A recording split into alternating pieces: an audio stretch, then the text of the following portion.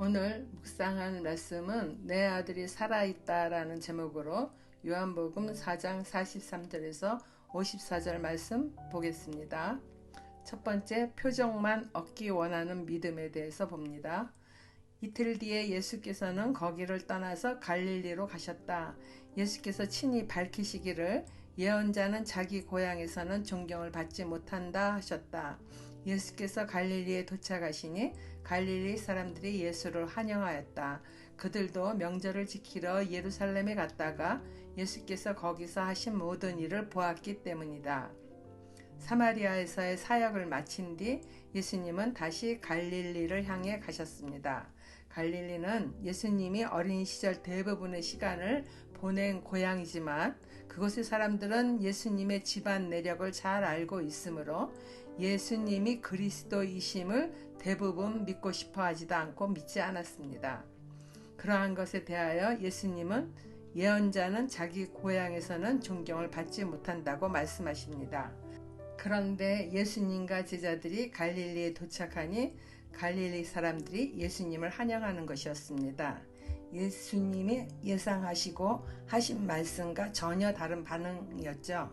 그러나 예수님의 말씀이 틀린 것이 아니라 이들은 유월절 절기를 지키러 예루살렘에 갔다가 예수님이 성전 정화한 일들과 여러 가지 기적 베푸심을 보았기 때문에 일시적인 환영이었을 뿐 메시아로 믿는 믿음으로 환영하는 것이 아니었습니다. 예수님은 이들이 잠시 환영하였을 뿐 이내 바뀔 것을 아시고 하신 말씀입니다. 사마리아 사람들은 표적을 보지 않고 예수님의 말씀만 듣고도 그분이 메시아임을 믿는 고백을 하였잖아요. 그런데 갈릴리 사람들은 예수님이 가나의 혼인잔치에서 물을 포도주로 만드는 그 첫 번 표적도 보았고 예루살렘에서의 일들도 보았다고 했는데 이들은 이인의 믿음에서 돌아왔으니 사마리아인보다도 유대인의 신앙이 나은 것이 없는 것 같습니다. 그들은 예수님이 행하시는 표적만을 기뻐할 뿐 자신들이 갖고 있는 편견을 버리지 못하여 결국 그리스도를 영접하지 못하니 하나님 나라를 유업받지 못한다고 예수님의 분노의 말씀만 듣게 됩니다. 적용 질문입니다. 내게 보지 않고 믿는 믿음이 있습니까? 보지 않고 믿는 것이 어려운 이유는 무엇입니까? 둘째 단락, 왕의 신하의 믿음에 대해서 보겠습니다. 예수께서 또다시 갈릴리 가나로 가셨다. 그곳은 전에 물로 포도주를 만드신 곳이다. 거기에 왕의 신하가 한 사람 있었는데 그의 아들이 가버나움에서 앓고 있었다. 그 사람은 예수께서 유대에서 나와 갈릴리로 들어오셨다는 소문을 듣고 예수께 와서 제발 가버나움으로 내려오셔서 아들을 고쳐주십시오 하고 애원하였다. 아들이 거의 죽게 되었기 때문이다. 예수께서 그에게 말씀하셨다. 너희는 표징이나 기이한 일들을 보지 않고는 결코 믿으려고 하지 않는다. 그 신하가 예수께 간청하였다. 선생님, 내 아이가 죽기 전에 내려와 주십시오. 예수께서 말씀하셨다. 돌아가거라. 내 아들이 살 것이다. 그는 예수께서 자기에게 하신 말씀을 믿고 떠나갔다. 예수님은 고향 갈릴리에서 메시아로 존경받지 못하심에도 불구하고 계속해서 갈릴리 지역을 다니시며 사역하시는 이유는 고향에 대한 사랑의 마음이며 유대 지역인 예루살렘에서는 예수님을 주시하는 종교 지도자들 때문에 주로 갈릴리 지역에 머무신 것입니다. 예수님이 또다시 갈릴리 가나로 가셨습니다. 그때 왕의 신하 한 사람이 자신의 아들이 가버나움에서 앓고 있다고 예수님을 찾아왔습니다. 가버나움에서 예수님이 계신 가나까지는 약 34km의 거리이기에 한나절이면 갈 수 있는 거리 정도입니다. 예수님의 소문을 듣고 온 그가 아들이 거의 죽게 되었으니 제발 가버나움으로 내려오셔서 아들을 고쳐달라고 예언을 합니다. 그러나 어쩐 일이신지 예수님은 별 반응이 없으십니다. 제발 가버나움으로 내려와 달라며 애원한다는 헬라어 본문은 여러 번 계속해서 예수님께 청하는 모습의 말입니다. 보통 때 같으면 왕의 신하가 갈릴리 촌사람인 예수님께 간청할 일이 있을 수 없는 일이기도 하지만은 아들이 죽게 된 급박한 시간인지라 예수님께 찾아와 체면이나 직급 등을 다 내려놓고 간절히 구하는데도 예수님의 반응이 없으니 이러한 상황을 보고는 주위 사람들도 의아해하지 않았을까 싶습니다. 보통 때 예수님은 아픈 사람을 보면 늘 고쳐주시기가 바쁘신 분이었는데 아이가 죽어간다는데도 아무런 행동을 취하고 있지 않으신 것입니다. 그러다가 예수님은 너희는 표징이나 기이한 일들을 보지 않고는 결코 믿으려고 하지 않는다라고 애원하는 왕의 신하에게 말씀하십니다.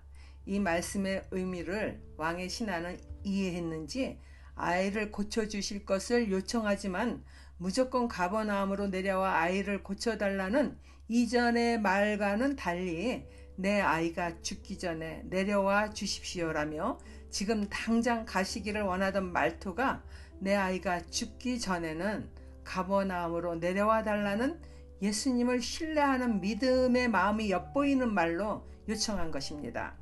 그때 예수님은 내 아이가 죽기 전에는 가겠다는 말씀 대신에 돌아가라, 내 아들이 살 것이다 라고 말씀하시니 그가 믿고 떠나갔습니다. 당장이라도 예수님을 모시고 가려던 사람이 예수님의 한마디 내 아들이 살 것이다 이 말을 믿은 것입니다. 그것도 예수님이 살아났다 말씀하신 것이 아니라 살 것이다 말씀하셨으니 처음 찾아왔을 때의 모습이라면은 미래형인 살 것이다 라는 말을 듣고 돌아갈 사람으로는 보이지 않았는데 오히려 제발 살려주십시오 하고 더 애원하며 매달리지 않았을까 싶습니다.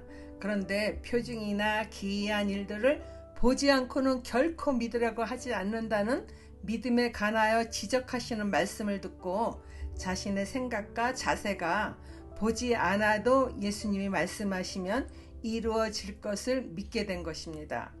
51절입니다. 그가 내려가는 도중에 종들이 마중 나와 그 아이가 살았다고 보고하였다. 그가 종들에게 아이가 낫게 된 때를 물어보니 어제 오후 1시에 열기가 떨어졌습니다 하고 종들이 대답하였다. 아이의 아버지는 그때가 예수께서 그에게 내 아들이 살 것이다 하고 말씀하신 바로 그 시각인 것을 알았다. 그래서 그와 그의 온 집안이 함께 예수를 믿었다. 이것은 예수께서 유대에서 나와서 갈릴리로 돌아오신 뒤에 행하신 두 번째 표징이다. 그가 살 것이다 라는 예수님의 말씀을 믿고 내려가는 도중에 마중 나온 종들을 만나 아이가 살았다는 말을 듣게 됩니다. 그는 예수님의 행하심을 확인하고 싶은 마음인지 종들에게 아이가 낫게 된 때를 물어보니 어제 오후 1시에 열기가 떨어졌다 대답합니다. 아이의 아버지는 그때가 예수께서 그에게 내 아들이 살 것이다 말씀하신 그 시간인 것을 알게 되자 그와 그의 온 집안이 함께 예수님을 믿었습니다. 이것은 유대에서 갈릴리로 돌아오셔서 행하신 두 번째 표징이었습니다. 적용 질문입니다. 아이의 아버지가 예수님의 살 것이다 미래형으로 하신 말씀을 믿고 돌아간 것처럼 하나님의 말씀인 성경을 확실히 믿고 행하는 삶을 살겠습니까? 지금 예수님께 꼭 들어달라고 요청하는 기도 제목은 무엇인가요? 표징이나 기적을 보아야만 믿는 것이 아니라 그러한 것을 보지 않아도 믿는 복 있는 사람이라고 생각하십니까? 기도하겠습니다. 하나님 아버지, 유대 예루살렘에서 행하신 이적을 통해 믿는 자들이 많이 일어났어도 종교 지도자들과의 불화를 피하고자 고향인 갈릴리에서 환영하지 않음을 아시고도 그 땅으로 가시는 예수님의 사랑을 배우기 원합니다. 하나님 아버지의 뜻을 모르며 영혼 구원에는 관심이 없고 오직 자신들의 필요를 채워주기를 원하는 기복신앙의 마음으로 예수님을 반기는 사람들과 죽어가는 아들의 치료를 원하는 왕의 신하의 모습이 오늘날 명목상의 그리스도인과 같음을 깨닫습니다. 그러나 그것을 떠나 다른 곳으로 가지도 않으시고 꾸짖지도 아니하시며 하나님 아버지의 뜻을 따라 행하시는 예수님의 모습을 보며 그러한 중심이 있는 삶을 살아가기를 예수님 이름으로 기도드립니다. 아멘.